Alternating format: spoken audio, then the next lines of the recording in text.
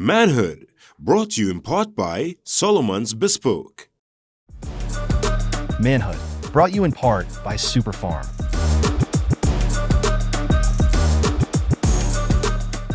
Welcome to another episode of Manhood, where we always aim to be better as brothers. And yes, I'm always going to say it, we're not speaking on behalf of all men, or maybe we are. You know, by now, by now, you know, we've been enough episodes into manhood, and maybe we are speaking on behalf of all men in certain topics, because we've had so many brothers pass through, and had so many discussions, and we read so much about it, listen to so many podcasts, that certain things are just what men want and who men are. So, but you know, for the sake of that clause, the views and expressions and all of that. You know, we're not speaking on behalf of all men. We are a few men speaking to all men, to all women, to anyone that's willing to listen and make a change in their life for the positive, because that's what we're certainly aiming to do. And one of the topics today is just as important as any other topic that we've discussed, which is simply small steps to success. You know, the success that you see a lot of times was not easy. There's a hustle, there's a determination, there's a resilience, there's a stick-with-itness, there's a I never say die type attitude. And all we see sometimes is the glory, but we don't see the grind that it takes to get to that glory. So joining me today, Johanse IODK, Behavior Change Consultant in the yellow jacket. To his right, mustard, well, there you go. To his right, Nicholas Huggins, creative, designer, so many hats. I mean, we'll certainly get into the accolades of this gentleman. Really happy that you're joining us here today, Nick. And to his right, the one and only, my brother, Etienne Charles, musician. So, I mean, I can't even begin to call the awards. We'd run out of space at the bottom of the CG bar. So, but I'm just really happy to have you here.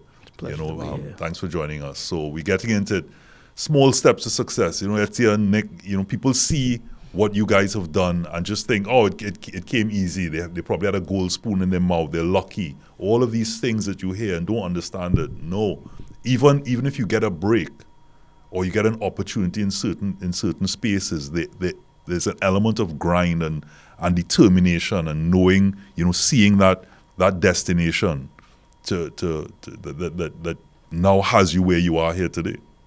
Right, and I think is a privilege to actually be. Every time we do Manhood and we have a different guest, is a real privilege to be among great men, right?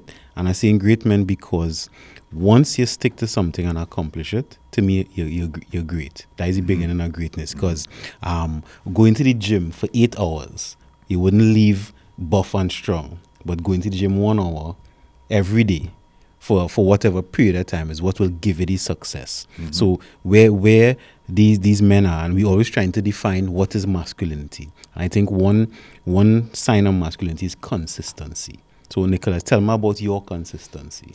Yeah, I mean, I would say, at least for me, I look at other creatives, I look at other designers, other artists, and I wouldn't say I'm by any means the best, right? Okay. But I would say the way that I try to differentiate myself is through consistency. Right, so whether that is, I have a goal every day, make something. It doesn't matter what it is, just make something every day. And every now and then, I'll do these challenges to myself. Like right now, in the middle of a 100-day drawing challenge, right? And it really is just that is just an act of consistency. Like I'm not trying to draw something great every day. I'm just trying to draw every day. Right. And through that process and through that consistency and showing up every day and doing that, I know that by day 100, I will be better than I was at day 1. Yeah, and it's great just doing that.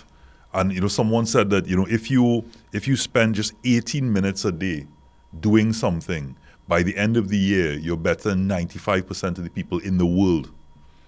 Now, I just want a presence. You know, a lot of people who may be looking on, they may know who you gentlemen are, but there's specific things that I feel proud of. You know, one, Nick, you know, that Google. The Google design with the steel pan. I mean that really put us on the map.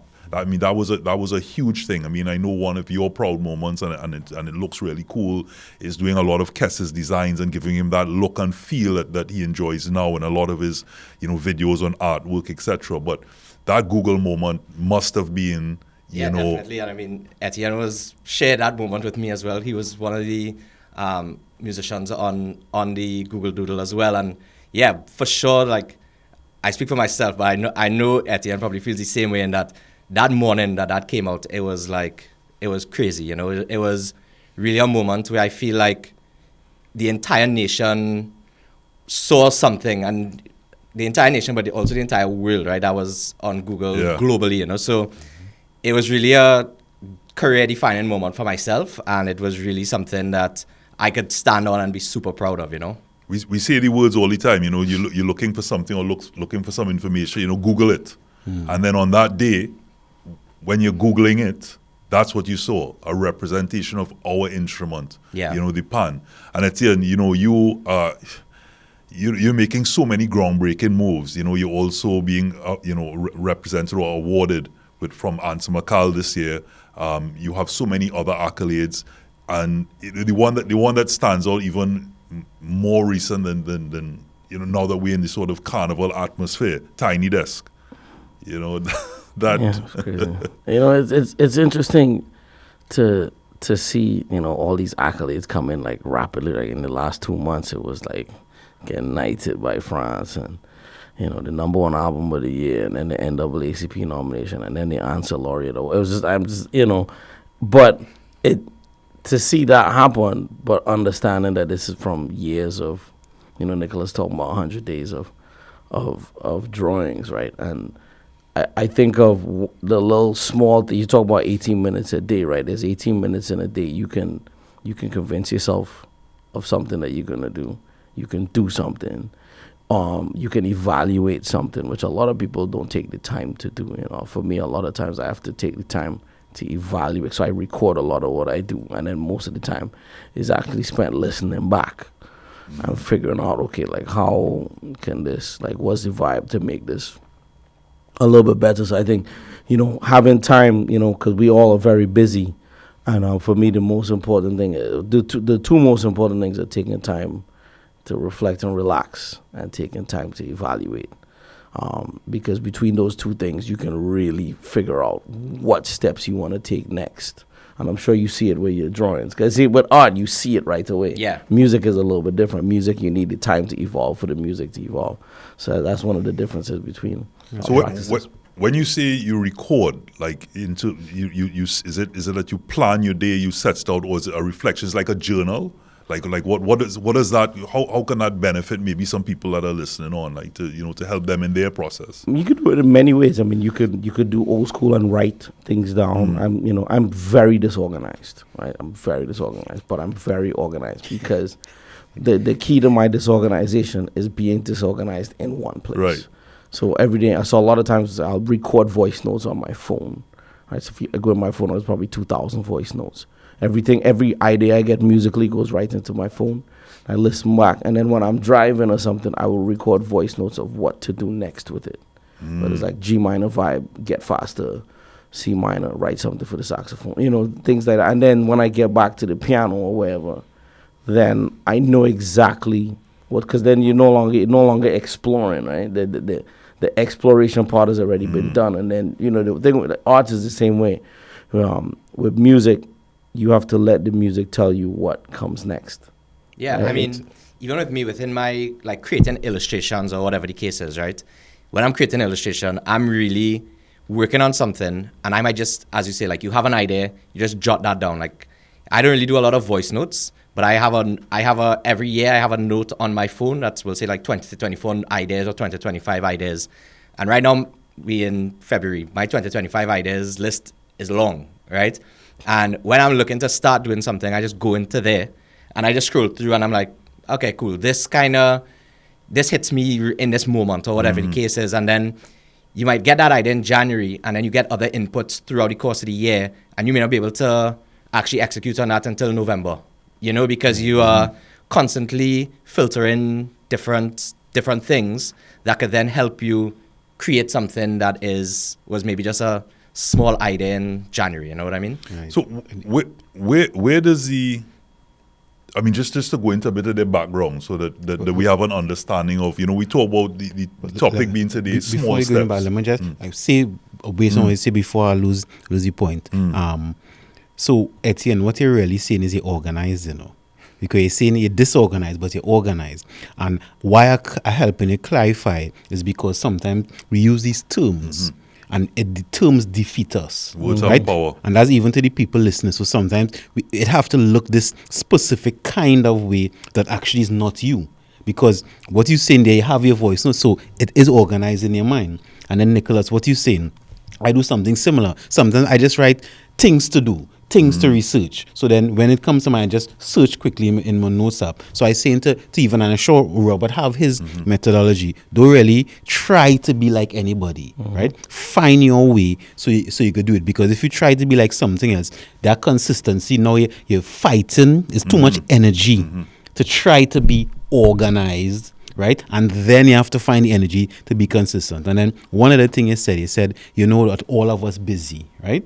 Now, this is my personal. I don't believe in busy. I don't believe anybody is busy. Busy is not even a real concept. What it is each moment we have choices to make. So if somebody, I just give an example, say, come on Lime.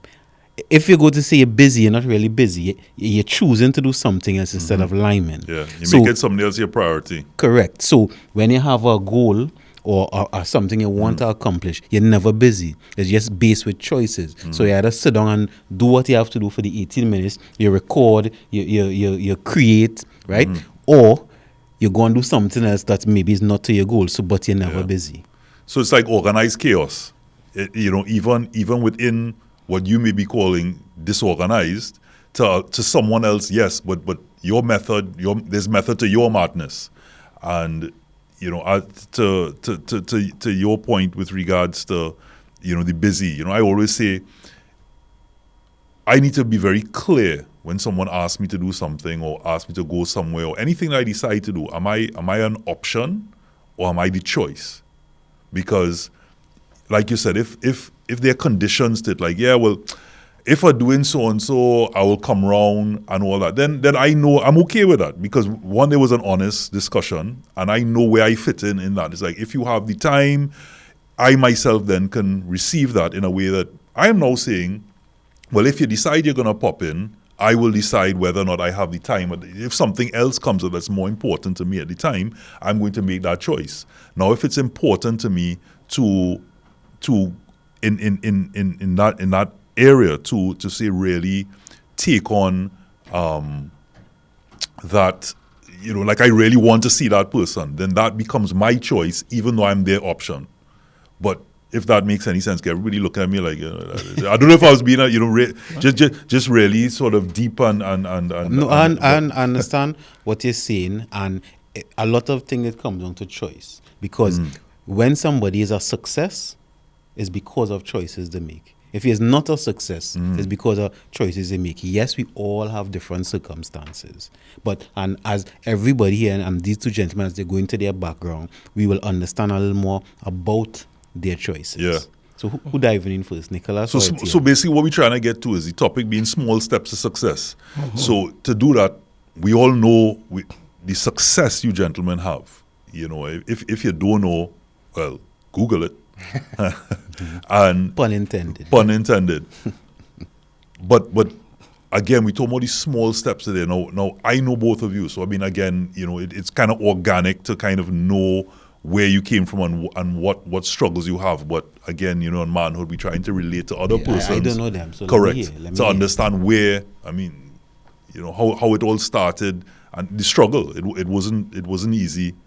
Now we seeing my boy here, nice hat, glasses, award winner, tiny desk performer. So small steps, because part of my thing is like, it's the same way you say busy is a word. To me, success is a word as well, and it's a word I kind of ignore. Because for me, the journey never ends, and it's a constant grind. It's a constant, But I think of the people who inspire me, and what they do daily, that I took from them. So one of my mentors and dear friends is a great trumpet player named Sean Jones. He's an incredible musician. He's the director of jazz studies at the Peabody Conservatory, which is the oldest conservatory in the United States, and he says, make your bed in the morning every day. Because at the end of the day, if nothing else went right, you know you did that. Right.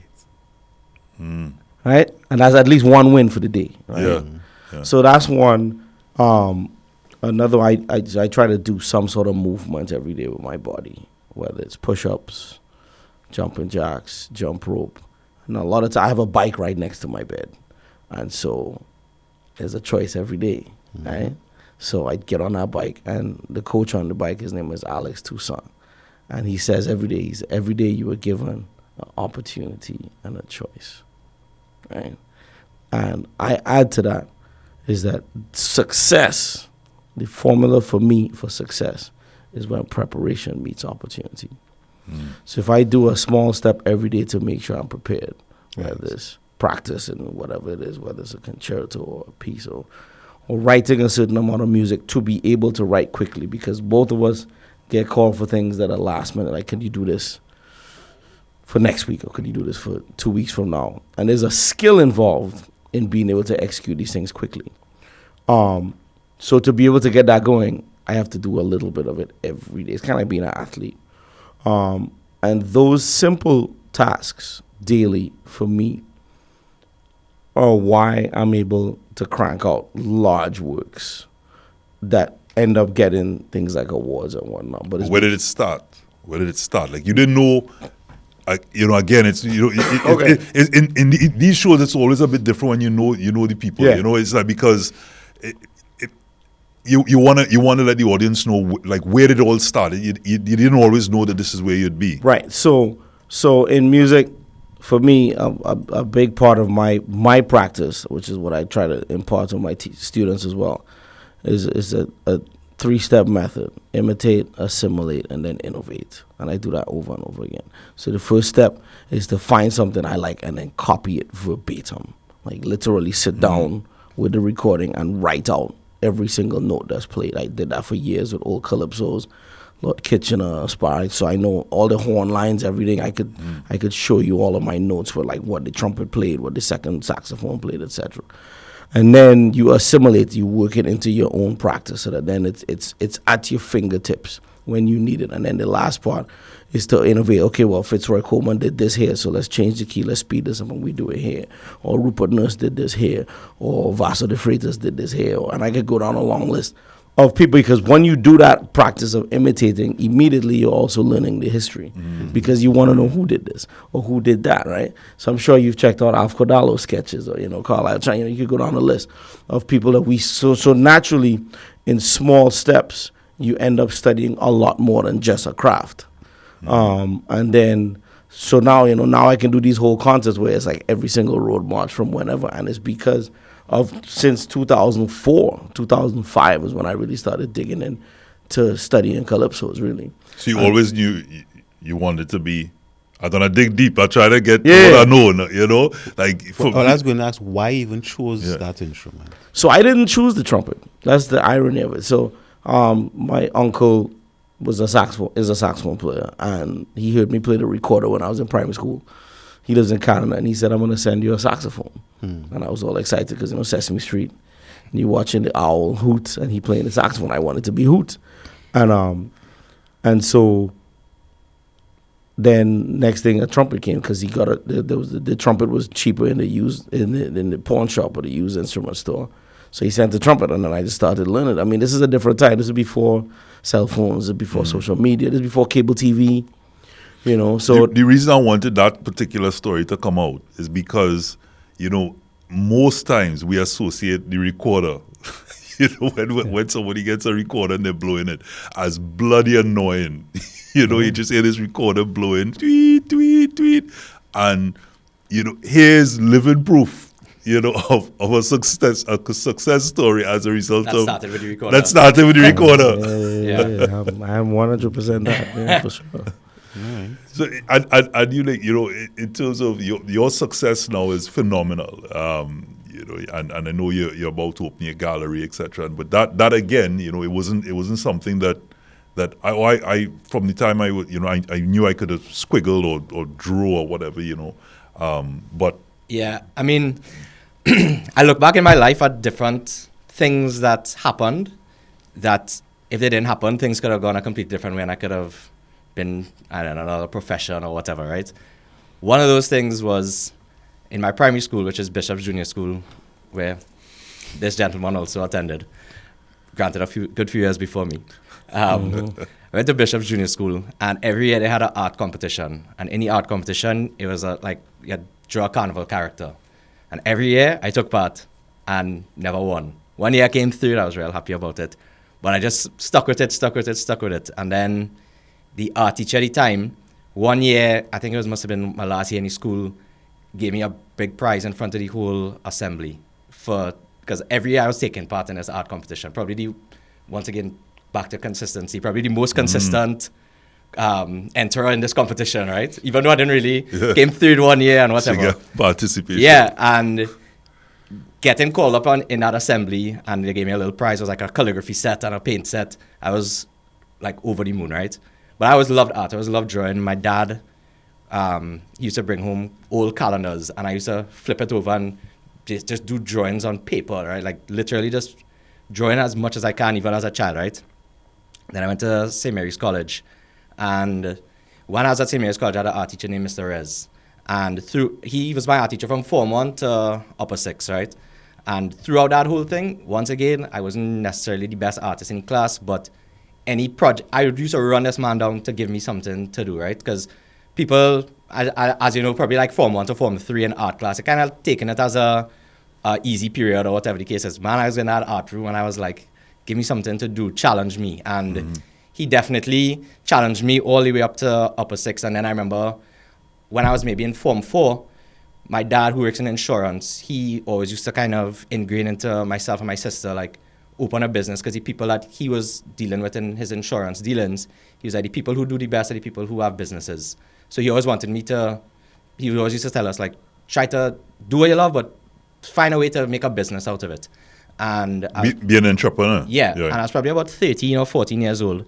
And he had a client actually who was an animator, and he had a studio in Belmont, and he took me there, and I kind of sat down and I was like, wow, these people just like create art all day at work. And I didn't really understand that concept. I thought at that time, probably if you're an artist, you'd be a painter and you just make paintings and have a gallery. So I didn't realize that this was something you could actually make a living and go to work, and actually like you could go to work and be a creative person, you know. So that moment I remember vividly was like something that kind of shifted my perception of what I could do. And then ultimately after Form 6, choosing what university to go to and what to study, my art teacher told my dad, he's like, you know, like art is an option, whatever. And I went to a school, and the tagline of the school is the University for Creative Careers. And to me, like, that alone is advertising enough to get me to come to your school, right? And so went abroad to university, and I thought, once again, I was like, I'm just going to do painting or illustration or something.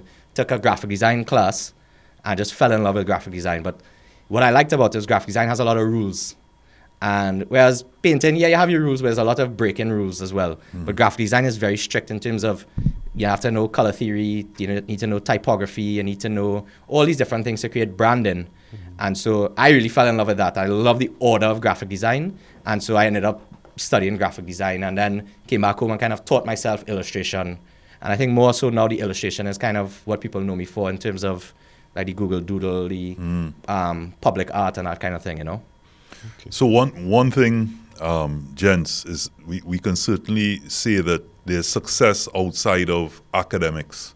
There is certainly a living to be made, but you know, with that success, there's also, for all intents and purposes, a darker side. There are times when there is failure, and it's coming out of that failure that leads to success.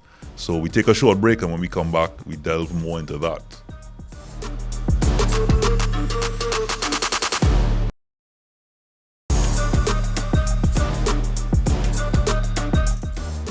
Welcome back to Manhood, and we're talking about small steps to success. And I have a question specifically about discouragement or the lack of drive at certain points.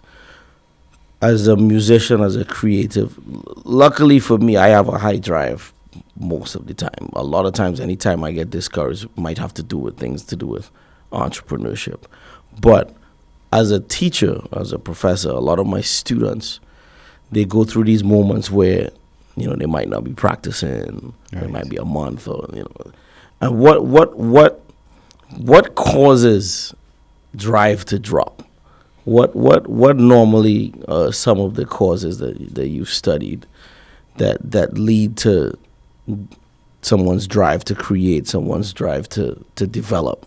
The most common, because we are dynamic creatures, it could be specific to each individual, but generally it is a lack of satisfaction. So the thing that you're doing no longer bringing you as much satisfaction as it was before, because the deferred gratification. So I could see where my goal is, right? I could see the future. That's a little too far. So you're not really getting if we're going the dopamine hit, right? Because it's so far. So if you're not getting early wins, quick wins, sometimes you become demotivated. Even though let's say you love the instrument, you love creating. But today I created, but I didn't feel the satisfaction. I didn't get or some sort of reward from it, because as maybe the last two shows, I was explaining the reward system in your brain. Your brain doesn't give your body any energy to do something unless it could come up with a reward for that action. So if I know I'm supposed to practice something today, but there's no immediate reward, then it kind of like, why am I doing it? I know it have 10 years from now or 5 years from now what the practice could do, but right now there's no win, so I'm not really feeling to do it. Tell me your thoughts on that. So as you said that, I was just thinking, because literally every single time I write music, and I know, and I'm sure it happens to you too, that dopamine rush is a real thing. Mm-hmm. And for me, it's almost problematic, because I will lock off people, things that I'm supposed to be doing, just because you're just in the zone. Mm-hmm. And especially when you write some music, you immediately hearing it back, and it's telling you what to do next. And it's almost like you're in this state of euphoria. Yeah, but it's not just euphoria. It's in all the zone. Yeah, but it's all these different people coming at you musically from things you've studied, and it's like you could do that. And so that rush makes me never get discouraged. Right. I have a very low level of discouragement ever, but Always? very, like, and when I always want to create, always. No, but like when you say, because there's that creative rush or that in the zone moment, right? Or that thing, that je ne sais quoi that drives you, right? There's also for most persons in life, everything's yin and yang, the alpha and omega. Right. So there's a crash, or there's, you know, where there's a hill, there's a valley. Right. So I'm asking that, is it that you can say that are you blessed that that's never or never in a big way that you can say that's impacted me in a particular way that I could say I was maybe even in a state of depression? So it's interesting. Creative, we have different ways of processing it. For me, I'll be brutally honest. When I focus on creating and getting the music done, there's no depression. When music gets out into the world and it's how it's received by people, and you see it among other albums, that's when people start looking at themselves like, well, you know. And so, you know, so I'll be brutally honest. When Creole Orchestra, my album that came out last year, which was #1 for the year, and, you know, we did a bunch of shows, and we got all kind of reviews, all kind of women. When it didn't get a Grammy nomination, I got depressed, because I was like, wow, because the Grammys are your peers. It's the voters who was only other musicians and creatives. So I was like, okay, so the people like it, but the musicians don't. But then I'm like, who do I make music for? So, but luckily, I immediately was able to snap out of that, because it was like, then we got the NAACP Image Award nomination. Then I got Knighted. Then I got the Answer Award. So it means that, oh, well, okay, so that's just one group. So, but to go back to the hills and the valleys, for me, and I'm sure I know Nicholas does this too, because we talk a lot. Is you have to set time for nothing. Yeah. So like vacations, or like you have to set time. Quincy Jones called it the time for the Holy Ghost. There are all these different people that you leave space for the magic, so all that, but you also have to set time for nothing. Yeah. So I went through periods of work where I would just be like, go, because you're feeling inspired, whatever. But then you're like, wow, I now will go through a 1 week period where I'm like, I don't feel to do a thing, right? Like literally, whether you call that burnout or whatever you want to call it, but what I've realized is that what Etienne just said, you find that space to do nothing, right? And for me, I try to find those moments rather than work super hard for 6 weeks straight and then crash for a week. Now I've gotten, within the last maybe 2 years, into a better rhythm whereby rather than waking up, boom, early and run into my computer desk to start work, I kind of ease myself into the day. I work, I take a little hour off in the afternoon. Is that married life? I guess it might be, because actually it coincides exactly. I got married 2 years ago, so maybe it is. But yeah, take a little break in the afternoon. I'll go outside and just take in some fresh air, look at the trees, maybe read, maybe sketch. Although I guess with me sketching might be work, but I enjoy sketching. For me, it's like journaling, right? It wouldn't be work. Yeah, sketching for me is like journaling. So I'll go outside, maybe sketch or whatever the case is. Go make sure I get my exercise in every afternoon. Like Etienne, I'm very kind of religious with my exercise, whether it's I just started playing pickleball or whether it's the gym. Yeah. Pickleball.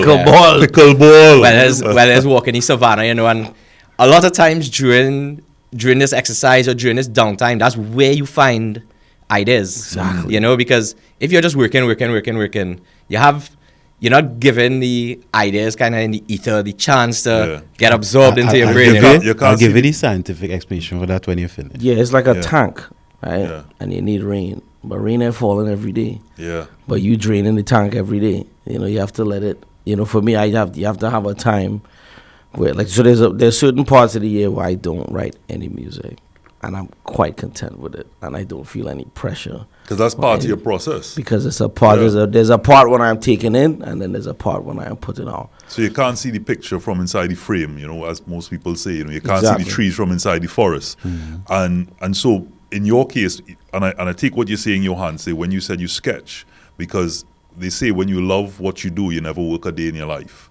Correct. But what I'm trying to get to now, in your case, it seems that is it then that being a creative, because so many times you hear creatives, whether it be from the arts of acting or comedy or in music, and there's certain ways that people are digging deep into a part of their life, that whether they suffer from depression or a moment in their life, and that's why they can express, because what makes the stuff that is put out so great is the relatability of it.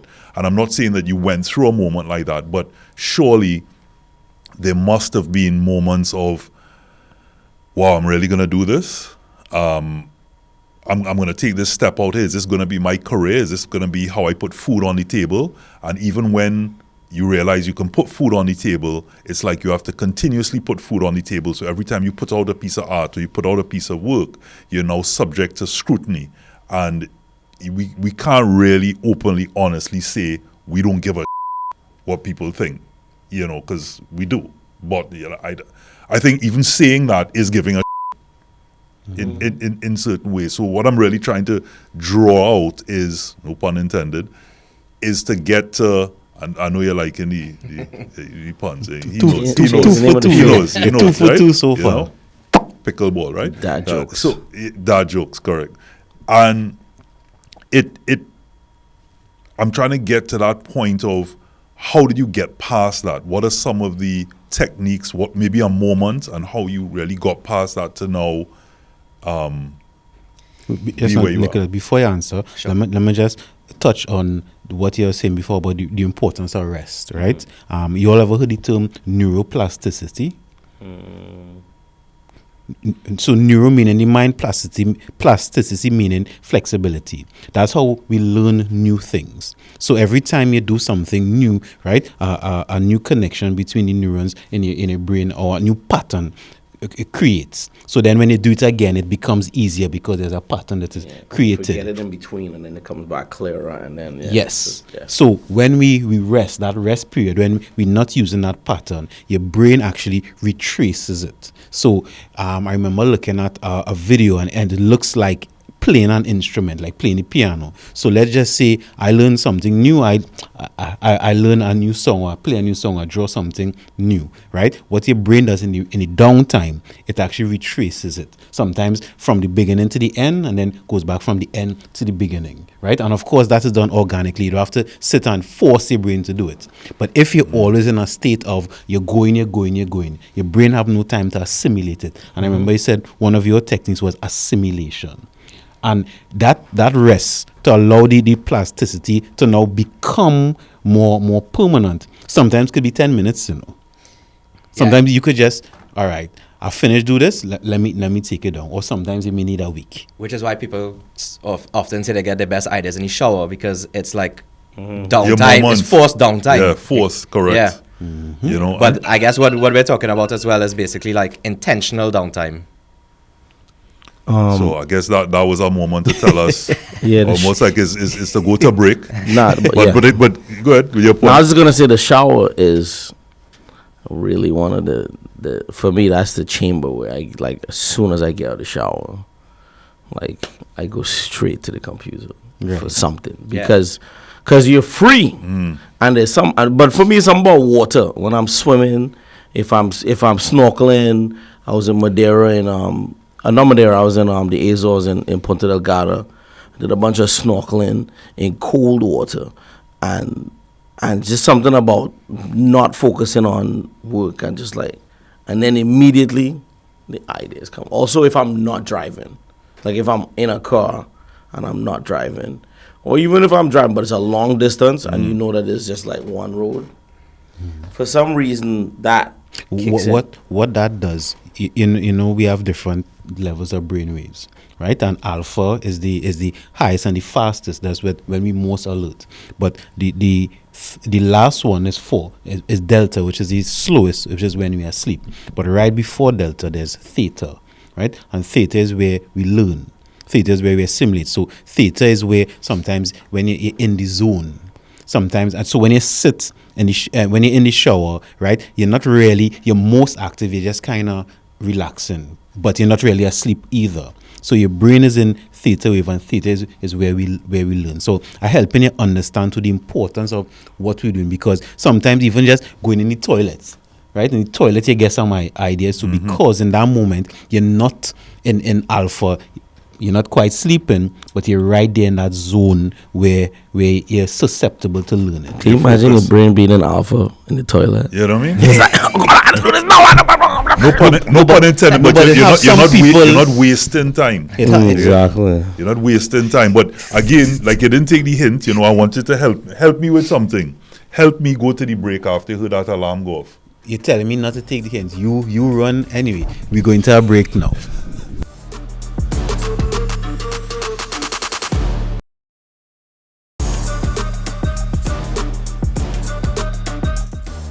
Welcome back to Manhood. The topic we're talking about today is small steps to success. Robbie was asking me during the break, basically, like, during periods in your life where you maybe feel unsure about yourself, how do you get out of that, right? So I'll give 2 stories, right? The first story is I basically came back home from university. I was working as an in-house graphic designer for a year. It was pretty standard stuff. Then I... Just pause there. Sure. One of the best universities in the world for what he does. Just putting that out there. Go ahead. So when I was working there for a year, and then I saw on Facebook like this great opportunity come up for a senior art director at McCann. I was like, cool, that sounds like something that I'm not qualified for, but I'm still going to apply and just trying a thing, right? Went, did 2 interviews, ended up getting a job. After like 2 weeks, I was like, wait, but I am not cut out for this. It was completely different pace, completely different like skill set required. There was a lot of like Photoshop work. We're doing a lot of work for like different like big telecoms and alcohol companies, and it was just pure pace. And I remember after like 2 weeks, I was like, because I had a probation period of a month or whatever it was, right? And I was like, I don't know if I'm making it through this probation period, but it was real tough. But the one thing that I did to kind of get through that is every night I would literally go home and I would try to figure out what I was working on the next day. And I would go online, go on YouTube, go on different forums and literally just try to figure out how to do what I had to do the next day, right? And I think for me personally, just that alone, like I am always trying to learn, right? And I think that was almost like learning on the job because I wasn't really super comfortable with Photoshop and I didn't know how much Photoshop work it was going to be, right? So it was basically a whole program I had to I had a little introductory to, but I had to pretty much become pretty skilled at it in a very short period of time. So I'd say that was the first thing, and what really helped get me through that was basically kind of humbling myself and being like, you're not that good at that, just look at it from a beginner's mindset, and once you go from there, you can kind of come out of it once you are open to learn, right? The next thing is now, when I was leaving McCann, so I was there for 2.5 years, made it through my probation period, right? Clearly. Yeah. I was there for 2.5 years, loved it, loved working with the team, and I ended up leaving my job in April, and I knew I wanted to leave from November. And between November and April, I had to convince, because I was leaving to go into the unknown, to become a freelancer, right? And it took me that period of time to basically convince myself. I was sitting down, like I'd be home with my pencil and paper. All right, if I want to make my exact salary at McCann, how many logos I have to design?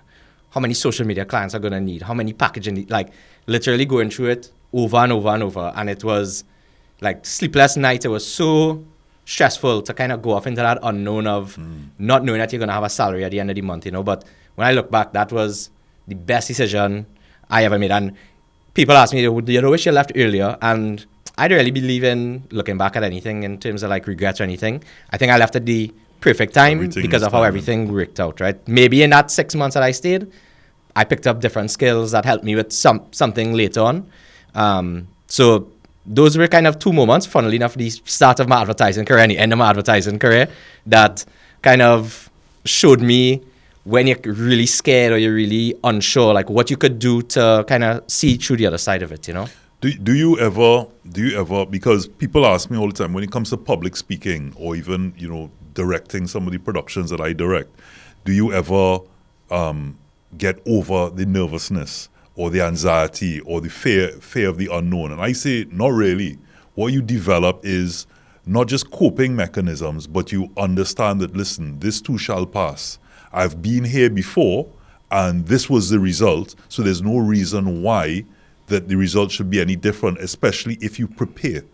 Preparation is huge, and the knowledge of what you're going to do sets you apart, because if I go up and I'm unprepared, then I open myself up to all of this anxiety, and the anxiety comes because I know that I'm not sure what somebody may ask or what I'm delivering or what my purpose is. But in that preparation there, that there's nothing that can really happen.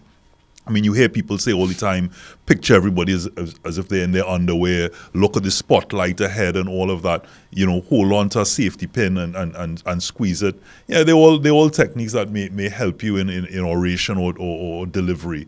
But for the most part, every single time, there's some element of uncertainty, but the comfort comes in with that preparation. Do you guys, like, is it that you're now just totally comfortable in any step that you make or any diversification, or is it that you just now are better at understanding that, you know, this too shall pass?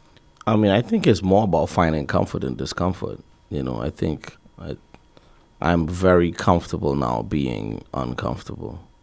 So I am accustomed to living in the unknown state of not knowing what's going to happen next. For me, that, because that part of being a musician is you know, you can practice two ways. You have musicians who practice what they know, and you have musicians who practice what they don't know, and you have musicians who do both.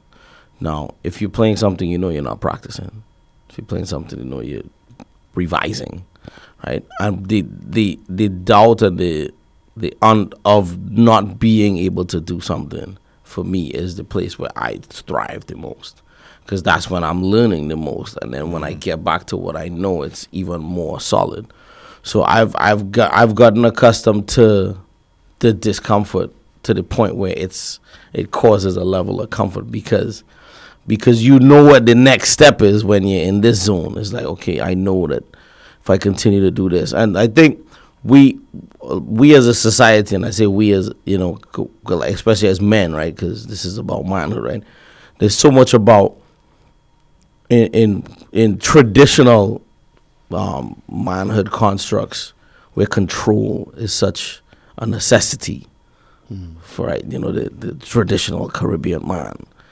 Control is key, right? But when you think in leadership, like, you get maximum control by letting go. What you mentioned- what you're saying, there's resilience, right? If you're comfortable in discomfort, once you practice it, you become resilient. So any uncomfortable situation, even if it's not in the same realm, your brain already accustomed, I know how to deal with it, and you could remember. Because remember, I spoke about the reward system. I remember the last 10 times I was uncomfortable, it had a positive result at the end. So this time, I've given you the energy to go forward and do it.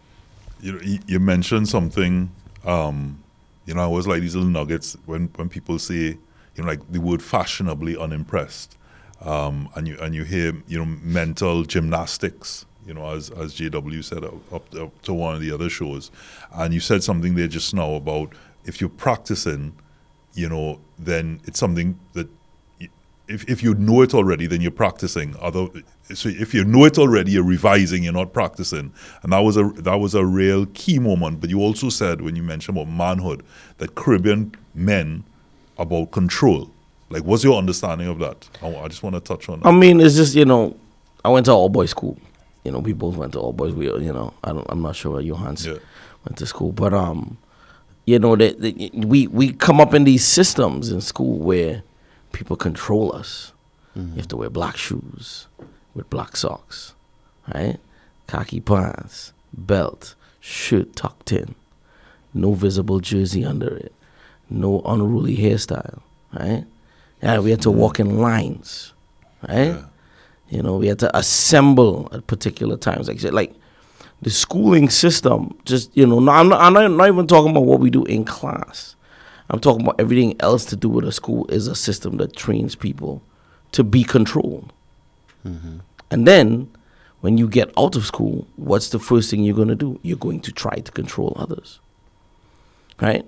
And so it's something that people really have to pay attention to. Because as a creative, it don't work like that, right? Because when you're dealing with art, it's about being open and letting things come through you and knowing that your purpose is a part of a bigger picture where you might not be the boss, or you might not be the one that's the most knowledgeable in the situation. You might not be the person who's the most useful for this task. But because of this conditioning, for us it was 7 years, right? It was 7 years in St. Mary's, 7 years in Fatima. There's this conditioning that we have to kind of break out of, where, and for me, luckily, because I was, for me, the blessing is where I went to school, Fatima College, there was little to no music education at that time of my instrument, of composition, all that type of stuff.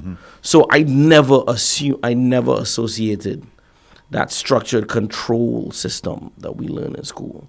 I never associated that with music because it wasn't there, right? So is it that in that, almost like what I'm getting is that because we have that system in place, that, we speak about that in terms of sport, in the same way that, there's no real sporting programs or academies for athletics and swimming and football, etc., that at that young age, most people that are successful are always those who break out later on, by which point they're practically plateauing, and that natural talent propels them to at least give them a chance outside. Is it that then in school, the ones that are viewed at the time as unruly or mischievous and all the rest of it are really just persons that are supposed to be in a different area apart from left, need to go right, and then become creatives like we see here today? Yeah, I mean, I definitely think so. Like, I was a decent student, but where I really found my energy was in art, right?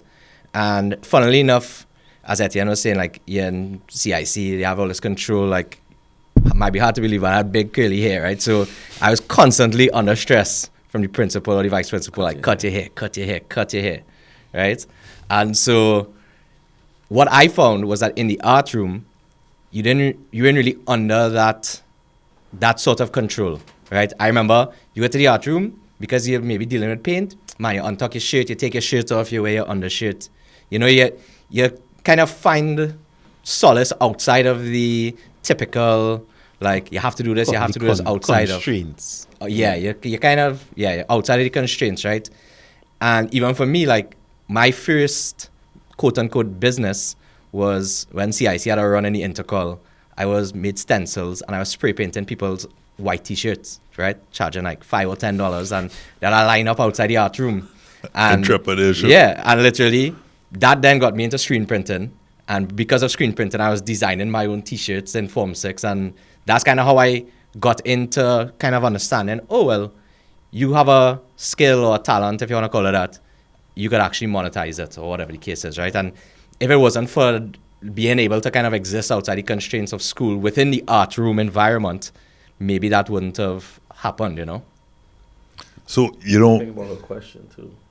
yeah, we had a question that was fielded. I mean, you'd probably remember better than I. The question was, how do you balance between the downtime, right, and then being productive, to know when is enough downtime to know when to start back being productive? Yeah, well, for me, most of my work is client work because I'm a graphic designer. I have a design business. So me and my team work on brand identities, packaging design, murals, blah, blah, blah. When it comes to stuff like that, that's client work. You're kind of living under the constraints of deadlines and that type of thing. So for that, at least for me, I give myself enough time and I give myself deadlines that I know if I go through a period where I can't get it done in a week, I know I give myself 3 weeks. So that I cover all my bases. If I feel like I can't think of anything, I know, cool, within that 3 weeks, I know I could think of something, right? As far as basically knowing when to work and when to take rest. Time to do nothing. For me, it's really about understanding yourself and being kind of reflective and be like, what's working, what's not working? Or am I sitting at my desk for 3 days in a row and nothing is coming out to me, nothing is happening? And if that's the case, then I need to be like, cool, well, maybe this weekend, instead of going to that line that I was going to go to, maybe I just relax at home and do nothing, you know? And Which is something. Yeah. And I mean, it takes time, right? Like, I can't say I was always like this, and I know I could be better at it as well. Before, I just used to be like, inspiration will find you at work, right? And I do agree with that sentiment as well to some degree, because you still have to do work, right? You still have to put in the work in the creative fields. But it's also about knowing when to rest. And it takes time and it takes learning about yourself, and whether that's through a lot of self-reflection or whether that's through speaking to friends or speaking to therapists or whatever, and really being able to kind of understand how you operate as a person and knowing when to take those rests. So, we come to that point in the show. Always a very powerful conversation, and again, very insightful, I think, across the board, because we always start off with a perception and our own reality, and then by the end of this discussion, we always better as brothers. And the takeaway, hopefully we've inspired some persons, or yourself, you've inspired some other persons, and being inspired yourself. So just real quick, some closing thoughts, because I want to spend the time learning. We are here and there with the trumpet ready to first jam? Group session. Yeah, group session. I mean, I don't have a musical bone in my body. Group therapy. Music is therapy. But it is therapy. So just real quick round the table. Just some of your own closing thoughts, that message to your peoples. Yeah, I mean, I think that once again, kind of using the topic to kind of guide this, small steps to success is not about how do I get successful immediately. It's really about what can I do in my day-to-day life, or what can I do in my design practice or my art practice or my music practice to really know what the vision is. And I know we were talking a little bit earlier off air about the journey to get to something. I don't really believe in there being a finish line. There's no like maybe when you're off the earth, Like that's chasing your a finish line, rainbow. right? But Yeah. ultimately, it's a journey. You're working towards different things, yes, but it's the whole thing is a journey. And I think once you kind of understand that and know that, once again, like the dopamine hits and that kind of thing, that's coming from the journey.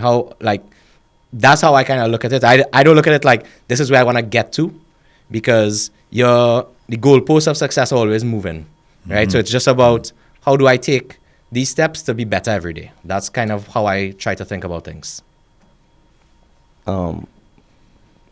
What I do, everything I do, is part of building a community. And I think we as men need to make sure that we work to build communities, whatever we're passionate about. Because you see the fruits of it. But I'll say two things. One, there's an old African saying. I travel to Africa a lot. There's an old African saying, you train a woman, you train a village. And so all of our skills, we have to make sure that we train everybody. But with training women, you train this village, right? The next thing I'll say is something that my mentor said. He said, community is the calling. Love is the calling card. And balance is the destination. And that balance is what we're talking about here. It's the small steps that cause a big outcome, right?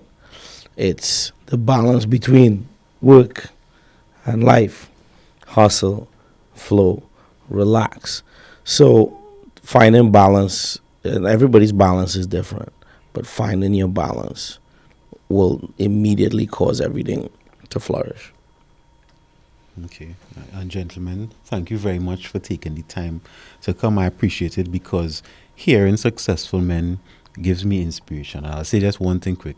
The Google Doodle was the inspiration for me. And then I remember when I was in my mid-20s, somebody was talking about a Trinidadian that played jazz, right? And I was like, okay, that's cool. But what I pictured in my mind was an old guy, right? And then when I saw you, and I was like, were you young, right? And I was like, that was an inspiration for me, not to play instrument, but to say that no matter what, Trinidadians, especially Trinidadians, we could do anything. Versatile.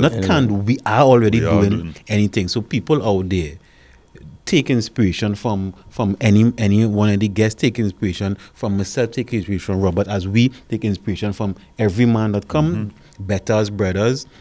Every small step will lead to your success. And so with that, let's jam. Let me get rid of.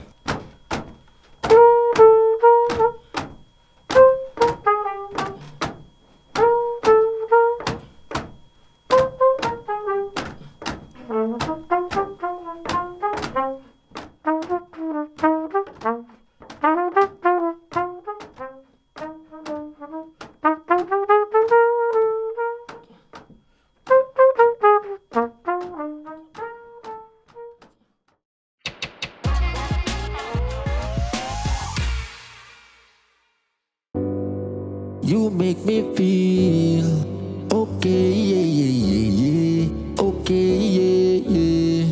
Okay, yeah, yeah, yeah. You make me feel okay, yeah, yeah, yeah, yeah. Okay, yeah, yeah, yeah. You one of a kind. You one of a kind. Make sure there's nobody else like you. I'm loving your style. So me loving your smile. God knows that you are my type. Me can't see it in your eyes that if me give you loving tonight, we go and bring forth a beautiful child. So let's get to the point and make me give you things where you like.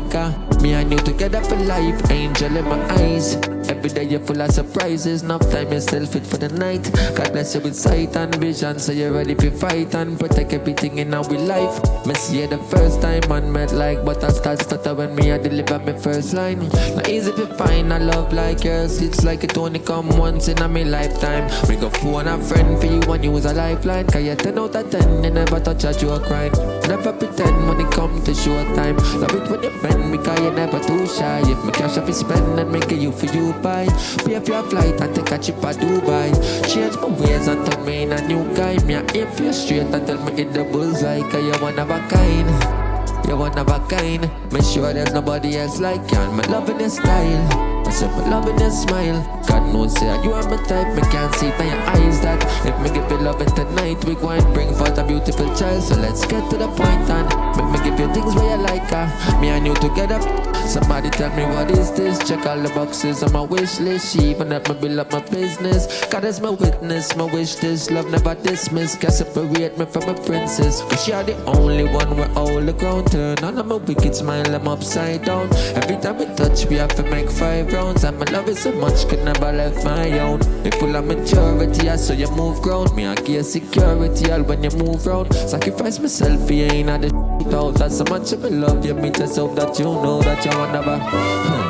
You make me feel okay, yeah, yeah, yeah, yeah. Okay, yeah, yeah. Okay, yeah, yeah. You make me feel okay, yeah, yeah, yeah, yeah. Okay, yeah, yeah. You're one of a kind. Manhood, brought you in part by Superfarm.